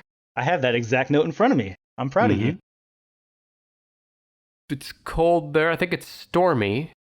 Or maybe that's Jupiter. I don't know. That's all I got. No, you're right. It is very stormy. Wind speeds reach over 1,000 miles an hour on Saturn. Holy fucking shit. Some fast shit. God damn. It's got 83 moons compared to the 80 on Jupiter. So for those tallying up at home, we've now mentioned 164 moons on this list. And only one of them from Earth, which is so interesting. Yeah. So weird. Like you said, the rings are mostly made of ice particles, some rocks and dust. You know, nobody really knows where the rings came from, but a lot of ring scientists think that it may have formed from a destroyed moon. So, but that's interesting. Have they observed rings on other planets outside of our? They have. Okay. And actually, more planets than just Jupiter, or than Saturn in our own solar system, have rings. Oh, that's right. They're just much smaller. Right. Uranus or Neptune, one of those two have rings. You watch your mouth. Saturn. Yeah. You know, one thing that's neat is a lot of the ice particles in the rings actually come from the moon Enceladus. Enceladus, I think is what it is. It has water geysers that like shoot water out into space, and a lot of the ice from that will coalesce into the rings. Isn't that cool? That is cool. Space is cool. I wish we had rings here. Yeah. I wonder what that would mean for Earth if Earth developed Saturn-like rings. Probably nothing, I guess, but still fascinating. Could happen if we destroyed the moon. The moon, man. I keep coming back to that. It's like it's the only one Earth's got. It's the closest thing to us, and it's the only place we've been in all this time. Yeah. But I just saw, I think this week maybe, Biden approved a budget increase for NASA to get us to Mars in 2040. Oh, that's awesome. Yeah. Yeah, Saturn. That's Saturn. God's a mad scientist. Works in mysterious ways. Yep. God liked Saturn, so he put a ring on it. That's cute. Oh, and Saturn's moon Titan. It's been a while since I've read this, so maybe consensus has changed on this, but I remember at least at one time that Titan was considered the most habitable place in our solar system that we know of. Like if you couldn't live on Earth, the next best place might be Titan. So I have some notes on that for later in this list, but you are right. Titan is the only moon that has its own atmosphere.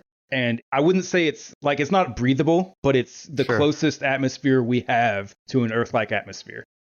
I mean, I strongly believe that it is a matter of time. Could be hundreds, could be thousands of years, but at some point, humans will terraform, Mars probably first to make it habitable for humans. So you never know. I've got some notes on that later too. You're just spoiling everything today. Okay, well, so obviously Titan's going to be on this list then. And its name is Titan, which probably means it's a big-ass moon. But I don't know how big it is relative to Earth, which is number 6. I'll guess that Titan is number 7. Titan is number 10. Just barely makes it on this list. But probably the only moon on the list, I'm guessing. Maybe. We'll find out. All right, you asshole. Let's hear about it.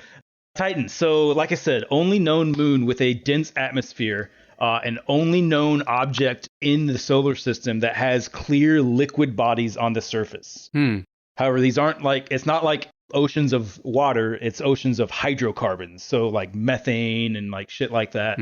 Yummy. And it's actually been observed to have a you know how like the Earth has a water cycle where like the water like evaporates and turns into storms, then rains down. It does the same shit on Titan, but with methane. Oh, that's not good. Yeah. The best thing about Titan is if, again, in thousands of years, humans relocate there, we're going to live on fucking Titan. It sounds so much better than Earth. Yeah, that's true. I'm from Titan, man. You know, sorry, my imagination keeps running wild on this episode, but I wonder if someday, you know, we're going to colonize the solar system to where people, the way you talk to people now and say, I'm from China, I'm from America, I'm from Australia, maybe it's I'm from Earth, I'm from Titan, I'm from Mars. Have you ever seen the show called The Expanse? No. Have you heard of it? Yes. It's on Amazon Prime. Highly recommend it. Best space show I've ever seen. Best sci-fi show I've ever seen. Oh, really? Definitely touches on all that. Okay. It's a kind of shows a futuristic where like humanity kind of colonizes various bodies around the solar system, and you definitely see that. You know, like, oh, I'm a Martian, I'm an Earthling, you know, all this kind of stuff. I mean, it's cool. Something like that has to happen eventually because, as we all know, Earth will not last forever. Oh, yeah. Again, who knows how long that is. But anyway, I'm sorry. Go ahead. Yeah, Titans. So it was named for the race of Titans in Greek mythology. You remember those guys? Those little assholes? Yeah, of course. Yep. It's thought that there is water on Titan. However, it's all like underground in these like giant underground lakes or underground seas, more like. And scientists think that they could harbor microbial life. How do they know that? Is that from... So they know that there's water based on like, I think it's like the movement of the planet. You know, you can kind of like see the vibrations and stuff like that. Oh. But I mean, it's just a guess that it could harbor life. They don't know. They won't know until they send a probe down there. Sure. But yeah, the atmosphere is like 97% nitrogen, which Earth has like 80% nitrogen. So it's, you know, nitrogen's important, but there's like no oxygen in the atmosphere on Titan. However, scientists do think that they could use the underground water to generate oxygen in like a future terraforming project for the moon. Well, in order to accomplish something that grand, we got to stop fucking going to war with each other first on Earth. But anyway, do you have any math in front of you that tells me how long it would take to get to Titan with our current technology? I do not have any math in front of me like that. Yeah, but it would take a long ass time. It would take a while. I read one time, this stuck with me. I read this in like a 6th grade science book, I swear to God. And I've remembered it ever since. It said that if you were to drive from Earth to the moon, again, the closest thing to us, Titan's way further than the moon. Yep. If you were to drive to the Earth's moon from Earth on a highway in a car driving 60 miles an hour nonstop, you never stop, it would take you 6 months to get there. It's a hell of a road trip. Yeah. Puts into perspective how fucking far it is. I can't imagine how far Titan is. Yeah. Real far. Too far. One thing neat about Titan, in most moons actually, it's tidally locked. You know what that means? Tidally locked. So tidal locked means that it is constantly facing the same position on its planet. So like one side of Titan is always looking at Saturn, and then the other side is always facing away from Saturn. What causes that, do you know? I think it's just like the mass of the object that it's rotating. It could be that it's drawn to the direction of the Earth, one side of it is, because of the magnetic pull of Buster's ass. Yes, we're coming back to Buster's ass again. Get used to it, people. It's going to happen a lot. I think science should look into that, for sure. Science, yes. The scientific community at large. Let's get Neil deGrasse Tyson to look at that. Listener of the show. To look at Buster's ass? Yeah, with a magnifying glass. And then he would make that face like he does in the meme with his hands up. Yep, whoa. All right, that's enough on Titan. Okay, so let me give you another planet then, and Mars is smaller than Earth, so I'm going to say number 7 or 8. Mars is number 8. Knew it. Mars, how much smaller than Earth do you think Mars is? I don't know, maybe 2/3 the size? Mars is 0.53 times the size of Earth. Like just over half the size. Interesting. It's a small boy. That's a small boy, yeah. But luckily, by the time humans colonize there, we will have killed off like 80% of the current population, so it should be able to handle us. It should. For a while. What do you know about Mars? It's red. It is red. It's got volcanoes on it. I want to say they found ice, maybe, under the surface? Ice at the poles, actually. Oh, really? Okay. Yeah. That's big. Yep. That's a semi-recent discovery, I want to say. Yep. Pretty recent. So liquid water actually cannot exist on Mars due to the low atmospheric pressure. but it definitely has ice at the poles. So even if you were to melt that ice, it would not turn into water as we know it. No, it wouldn't turn into water. Well, Alex, how am I going to drink my Diet Cokes on Mars then when I move there? Well, it will take many, many years of a terraforming project. Actually, that show I talked about, The Expanse, a big key element of that show is a big terraforming project for Mars. Pretty cool. Can you fucking even imagine? Well, maybe you can since you watched that show, but in a general sense, could you imagine the fucking like initiative and ingeniousness and money and time and technology it will take to figure out an effective way to terraform a planet? It would take like entire governments working together to for generations. It's crazy, probably. Yep. Yeah, I mean, again, I have full confidence it will eventually happen, but it's hard to think about. Yeah, Mars is our next big voyage, our next big thing to conquer in space.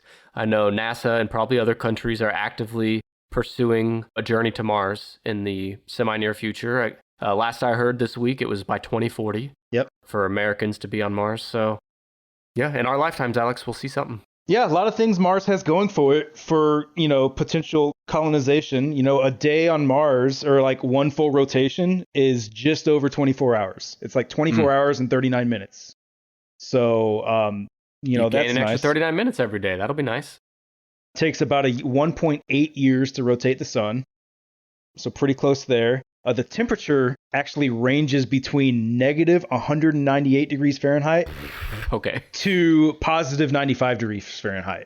So sometimes it can be comfortable, but most of the time it's freezing fucking cold. Yeah, well, they're going to have to figure that out too with the terraforming. But well, the reason for that is just the shit atmosphere. It's got such a thin atmosphere that it doesn't trap in any heat from the sun or anything like that. Mm-hmm. Actually, scientists think that, but when Mars was made, it had a good atmosphere, but the problem was it doesn't have a magnetosphere. So the sun's rays just ate away at the atmosphere. So Earth, a magnetosphere? Yeah, so Earth has a iron core, which gives it a magnetosphere. That's what causes the aurora lights and all that cool stuff. Yeah. But it also protects the Earth from the sun's rays. It reflects them off. Right. Mars doesn't have that iron core, so it just got eaten alive by those sun's rays, and here we are. People actually think that Mars actually used to have oceans back in the day. That's so fascinating. Yeah. Again, it's the closest planet to us, and it's the next planet away from the sun, but that has such a different story than Earth. Yeah, and it is technically in the habitable zone of our sun. So if it had the right amount of, atmospheric pressure and atmosphere and all that, it could very well have oceans and life and all that good stuff. Yeah. Figure it out, Elon. Tell us how to do it. Figure it out. Yeah. Last little note on Mars, it's got 2 moons, Phobos and Deimos. Phobos. I like that name. One more fun fact that I can't believe you didn't mention. The movie Mars Attacks. Hello. Mars Attacks. I actually worked with a guy who was an extra on that movie. Fun fact. Did he meet Jack Nicholson? Didn't ask. Missed opportunity. Yep. It's funny to think of, intelligent life coming from Mars when clearly we would fucking know that by now. And it's a fact that intelligent life is not there. Right. But in that movie, it was. Some might say it's a fact that intelligent life's not on Earth either. Oh, bum. Love it. All right, let's hear another guess. Okay, so I'm going to rule out Mercury. Mercury is number 11. Oh, okay. That's bigger than I thought, though. Yep. So what's after Mercury? It's Mercury. Oh, Venus, right? Yep. Is Venus in the top 10? Venus is in the top 10. Would you like to guess where it's at? 5 or 7? Venus is number 7. I mean, I think I'm a scientist by this point. Yeah, Neil deGrasse Tyson better just step on over. So Venus is 0.95 times the size of Earth. So it is just so close to the size. Some actually call Venus Earth's sister. Why? Because it's so much because the size. Yeah, it's very close to the size. Venus is the second planet from the sun. Has a very, very thick atmosphere. It's 96% carbon dioxide, 3% nitrogen, trace amounts of other shit. Not much oxygen, so definitely not a place that we could breathe. Right. However, scientists think it may have had water billions of years ago, but it all evaporated since then. Yeah. It's hot as shit there. It's 867 degrees Fahrenheit. Tons of volcanoes. I want to say it's the hottest planet, right? Even more than Mercury. Yep, it is hotter than Mercury. Hottest planet in the solar system. It's got no moons, and no one really knows why. That is interesting. Yeah. But one interesting fact about Venus, so you're talking earlier about terraforming and colonization. Some scientists think that Venus actually might be the easiest planet to put a colony on, but Why? it wouldn't be like you think. It wouldn't be on the surface. It'd be like floating colonies in the atmosphere. Specifically on Venus, 50 kilometers above the surface has exactly Earth-like pressure and temperatures between 32 degrees and 122 degrees Fahrenheit. So comfortable temperatures, Earth-like pressure. One thing that's interesting is the thick CO2 atmosphere is like is twice as dense as Earth's atmosphere, but breathable air is less dense, so it would essentially float in this atmosphere. So scientists are hypothesizing that if you could create some sort of like bubbles full of just breathable Earth air, they would float right at this 50-kilometer surface above the planet and be perfectly comfortable, breathable, livable places. But wait, we're going to live in the bubbles? Yeah, we'd live in the bubbles. But that seems like a challenge to make that happen. Well, that seems like a bigger challenge than like Mars. They'd be big bubbles. But what are we standing on? Oh, no, you'd build in the bubbles. You'd build like structures. Think of it like a spaceship, just a big spaceship. Okay, well, if I think of it like a spaceship, that makes more sense. But bubbles makes me think of like, I don't know, a bubble. Yeah. Living in a bubble. I don't know. I think I'd rather live on Venus than Mars. Well, why? Tell me why. Mars is just cold and shitty, and you got to live in like stations and stuff. I mean, it's the same in Venus, but like at least the temperature is like naturally comfortable.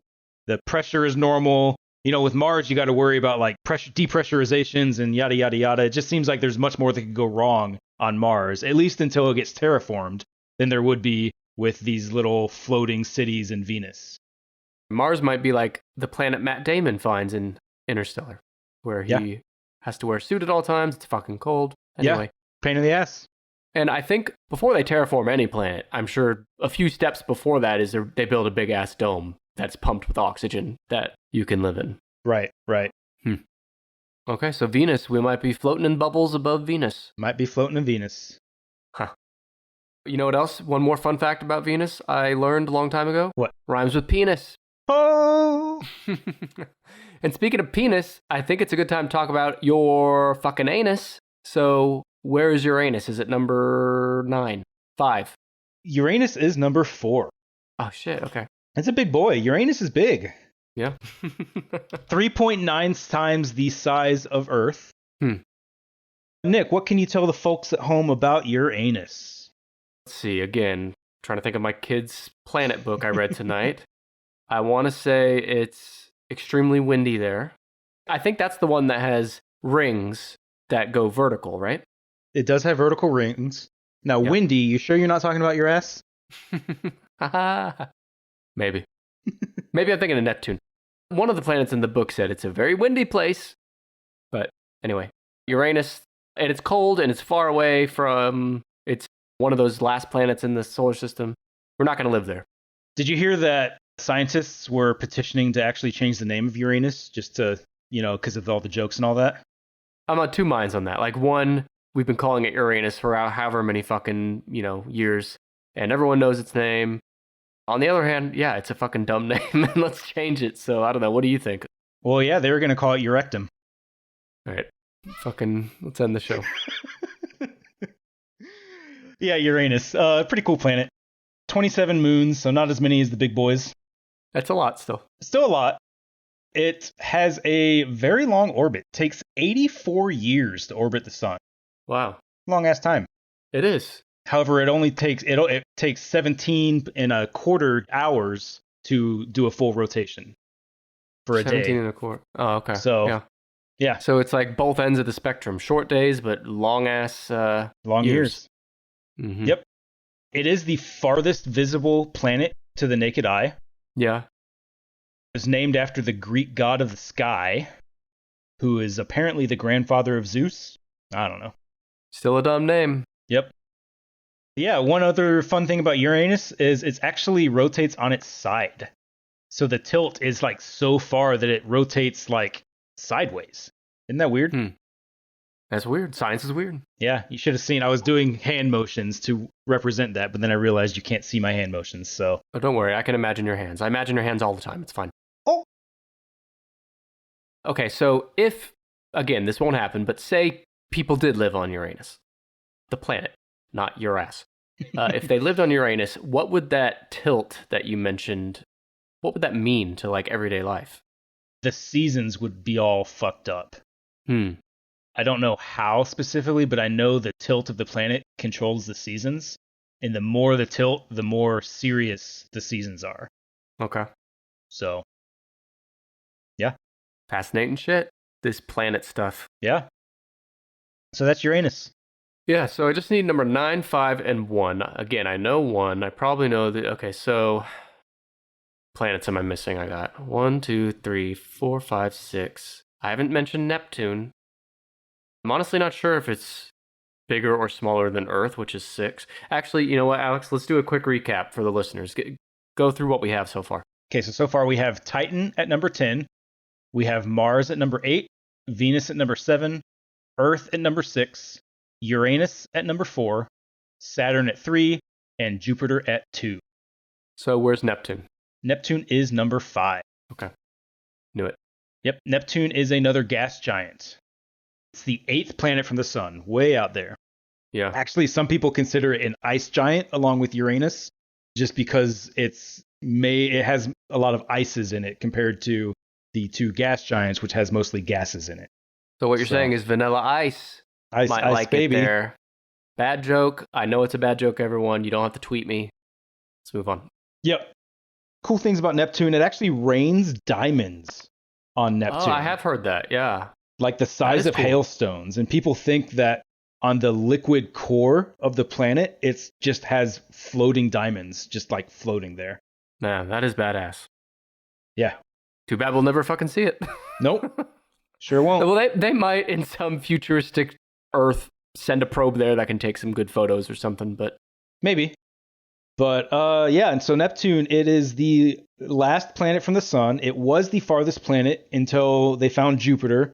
Thought Jupiter was a planet. It became the farthest planet. And then Neil deGrasse Tyson said, fuck you, Jupiter. Not a planet anymore. So now Neptune's the farthest planet away again. Jupiter? Do you mean Pluto? I meant Pluto. Did I say Jupiter? You kept saying Jupiter. I was like, he knows that's the biggest planet, right? Yeah, Pluto. So as of today, Pluto is not a planet again? Pluto is a dwarf planet, so it is not considered one of the majors. And there are lots of dwarf planets in our system. It's out in, I believe it's called the Kuiper Belt. It's a group of asteroids that's beyond the orbit of Neptune. And Pluto is one of the bodies out in that belt. And the only reason everyone knows of Pluto, because no one knows of any of the other dwarf planets, the only reason we know Pluto is because it was for a long time called a planet. Well, we know some of the dwarf planets now, but yeah, back in the day, it was the only one. I mean, like the general public. Right. Like, I couldn't tell you any dwarf planets. I know there's one called Eris. Well, I'll make sure to get you a fucking cookie then, Alex, for knowing that. Do you know there's actually they call it a dwarf planet in our asteroid belt called Ceres? You ever heard of Ceres? Well, maybe. I don't know. It's like the biggest object in our asteroid belt. So, anyway, fun fact. Okay, so there's a few of them out there. Yep. But Pluto is a dwarf planet. It's not going to be on this list, though. No, not on this list. I was just going to say, Neptune, it takes 164 years to complete an orbit around the moon, or around the sun. Wow. And it has 16-hour days. That's how fucking far out it is. Yeah. Man. You know that guy named Galileo? Yeah. He's the first person to observe Neptune in a telescope because you can't see it with your naked eye. But this dumbass thought it was a star. Give him a break, Alex. It was the fucking 1600s or some shit. Didn't even know how to wipe his own ass when he was looking at fucking Neptune in a telescope. That'll never not blow my mind. What a vast fucking thing space is, Alex. All this shit's so far away. It's big. Neptune, it's got winds reaching 1,300 miles an hour. So it was the windy planet. It is the windy planet.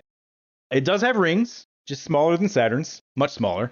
And it does have dark spots, kind of like Jupiter. Huh. Just not as pronounced. Probably a storm. Might be a storm. Might be Dr. Buster's ass. Might be just a a black eye that Neptune got from a fight with Uranus. I don't know. So that's Neptune. All right, I just need number 9. I can't think of what it is because I've named all the planets, I think. Or at least the planets that will be on here. Must be a moon or something. It might be. Got any moons up your sleeve? No, I mean, I can't think of any other moon names. So if it's a moon, you're just going to have to tell me. So number 9 is Ganymede. You ever heard of Ganymede? Ganymede. Like someone's granny named Mead? Granny made some mead and got drunk off it. Ganymede. Ganymede. Okay, I don't know this. Is the third moon of Jupiter. Okay. It is 0.41 times the size of Earth, so just under half the size of Earth. Wow. Very close to the size of Mars. Yeah, I'm looking at it. Ganymede. Yep. Okay. That asshole Galileo, he's the first one to see Ganymede as well. And he named it after a divine hero in Greek mythology. Galileo, name one of these sumbitches after yourself. Exactly. I mean, I think he got too big of an ego from that Queen song. Maybe. So Ganymede's interesting. Orbits Jupiter every 7 days. It's also tidally locked, just like Titan. There is water on the surface. It's in the form of ice, but there's lots of water ice on the surface, and most people think there are subsurface oceans, just like Titan, that could potentially be habitable for life. This is a Jupiter moon, you said, right? It is a Jupiter moon. Jupiter's moons, they got a lot going on out there. They sure do. They're doing something right. Yep, it has evidence that has largest oceans in the entire solar system. Huh. So bigger oceans than even Earth. Yeah. Only moon with a magnetosphere. Remember that thing I mentioned? Yeah. Because it has an iron core, very similar to what Earth has. However, it has a very thin atmosphere, even smaller than Mars's, but it does have oxygen in it. Okay, so that's good news. Man, Good news. This planet sounds like it's a viable option someday. Yeah, the only problem is surface temperature is very cold, not habitable cold. It does suffer from high radiation put out by how close it is to Jupiter. So you would die from radiation poisoning from being on the surface of Ganymede. I think we're good. I mean, we got microwaves and shit. We're used to it by now. Yeah, and cell phones, we'll be fine. All the 5G they implanted in us, I think we'll manage. But that is interesting that there's a lot of reasons you couldn't live on Ganymede. One of them being, well, you're going to fucking die of radiation. Yep. So, but I'm sure Elon Musk will figure it out. Yeah. One thing that I was thinking about, a lot of these planets have, ice and water and stuff like that. Your old, what if water was peanut butter? Yeah. Yeah, what if, all the water, the water on fucking Ganymede was peanut butter? You'd have a moon just full of peanut butter in the middle. Alex, I can't believe we're this deep in the episode and we're just now talking about this. It'd be like a Reese's. Of course. Okay, because if all water on Earth was actually peanut butter, not just today, but for all of human history, then that means it's extremely likely that all the water on other planets throughout the entire universe are also peanut butter. Yeah. And so you know that what? means, yeah. I did some homework. I looked up the freezing point of peanut butter. Oh, no. 37 degrees Fahrenheit. Basically like water. But a few degrees better than water. So a few degrees better. Might have a few degrees chance more of getting some smooth, natural state peanut butter. Creamy peanut butter. So, I don't know. The possibilities are endless here. I just thought you should know. Yeah, we could have peanut butter diamonds raining down from whatever planet that was. Oh, that was Neptune, yeah. Yeah. So, anyway. I got a noodle on this. A lot of potential here. So let's hear number 1. It's that the biggest boy himself or herself, I don't assume their gender, it's the thing that is responsible for our lives. It's the thing that keeps us warm and toasty. And it is the sun. Oh, I thought you were going to say Dr. Buster's ass. No, you are right. It is the sun. Toasty. The sun is 109.2 times the size of Earth. God damn. The sun is 99.86% of the total mass of the solar system. So put differently, if you were to grab every single object, big and small, all of them, in the entire solar system and put them in a bag and put that bag on a giant scale to weigh it all, you could take out everything except the sun and you'd still have over 99% of the total mass of the solar system. Exactly. God damn, Alex. The sun is thought How many to times be you've blown my mind in the last hour is incredible. maybe 2 or 3, probably. At least. Anyway, 4.6 billion years old. Been around for a while. The sun is 73% hydrogen, 25% helium. So I wonder, if you were on the sun, would your voice get all high? Like when you suck in a helium balloon? I think you have other problems to worry about if you're on the sun. Yeah, true. The sun rotates every 25 days. The sun itself rotates. I never really thought about that. Yeah, and fun fact, it actually rotates at a different speed at the equator than it does at its poles. How the fuck is that possible? I don't even understand It's that. a plasma, it's not a solid, so it's just like, Oh, right. yeah, it's weird. The Sun's sun, weird. man. The sun. The sun is an incredible fucking thing. Yeah, it fuses about 600 million tons of hydrogen into helium every second. God damn. The sun. The sun is the real MVP. I mean, it's just out Yeah. there putting out energy for us. maybe you'll get to this, but some bitch ain't gonna live forever. Nope. That's a problem. Yep. Not for me and you, but for our like great times infinity grandkids, it's a problem. In just about 5 billion years, the sun's going to become a red giant and will engulf Mercury and Venus, and also obviously render the Earth uninhabitable. Yeah. So it's just going to get big and bigger and bigger and bigger. I think I read at that point the habitable zone around the sun is going to be out by like Jupiter. Wow. God Yeah. damn. Man. And then after the red giant phase, it's going to cool into a white dwarf and no longer produce energy. So yeah, someday the sun will die and humans better figure something out. I just can't imagine humans still being a thing in 5 billion years. Yeah. I mean, right? There's no way. We're going to get extinct in the like next 500 years. Yeah. I mean, to be realistic, I mean, I could definitely see us being extinct in 500 years, but I could also see us making it like another, I don't know, 100,000 years. But like, even when you get to 1,000,000 years, I just don't think we're going to make it. Yeah. Either us or the Earth won't let us make it. Right. So, yeah. Yeah. Sun, fun fact, it's about 85% brighter than the rest of the stars in the Milky Way. So it's pretty bright. Better put your sunglasses on if you're looking at it. Yep. And it's considered a G-type main sequence star, which I don't know what that means. Well, I definitely don't either. So thank you for that. So yeah, so that is the sun. Someone out there listening was like, aha, I knew it about whatever that last thing you said. Yep. Some fucking nerd. Yeah. Nerd alert. Just fucking unsubscribe if you even knew what Alex was talking about. So that's the list. Wow. That was fun. Okay, take us back through it. All right, I'll take us back through the list. We have number 10 is Titan.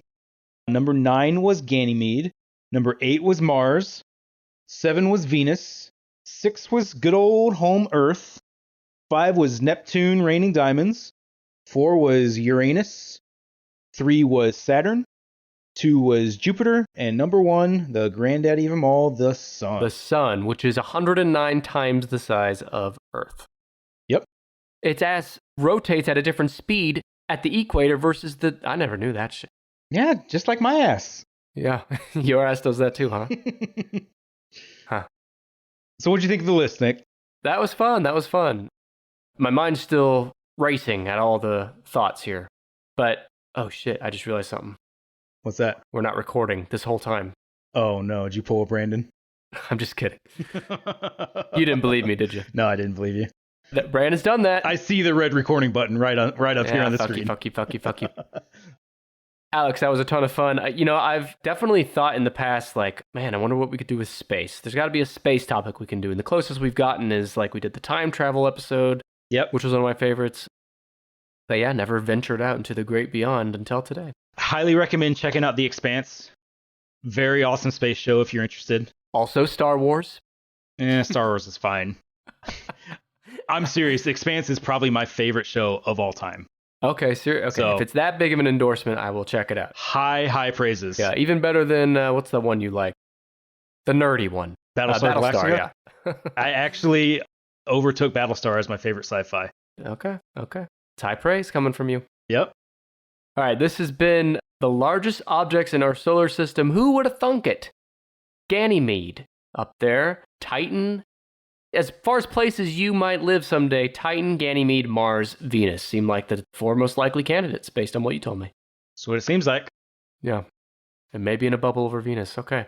Well, speaking of bubbles, we've been in the Tennis Pod Plus bubble the last hour-ish here.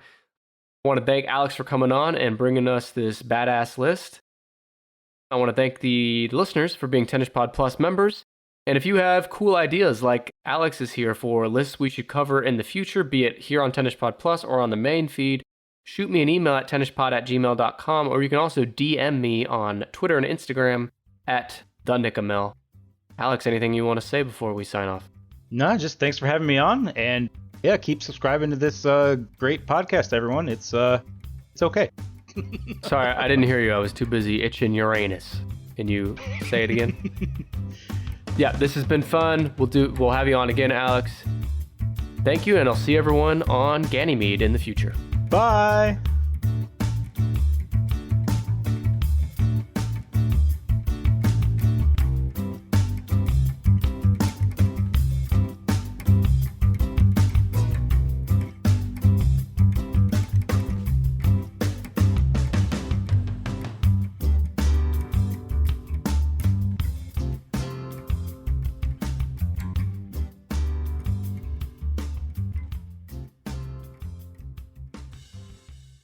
Have you seen the new Flash Bus on Colesville Road between Burtonsville and downtown Silver Spring? It has only 11 stops, trips every 15 minutes, and all-day service for only $1. Seniors, kids, and people with disabilities ride the Flash for free with SmartTrip. Visit ridetheflash.com.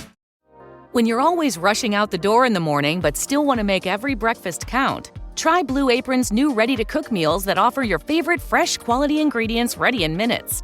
With 60-plus options each week, you can choose from an ever-changing mix of high-quality meat, fish, vegetarian, WW recommended, and wellness offerings.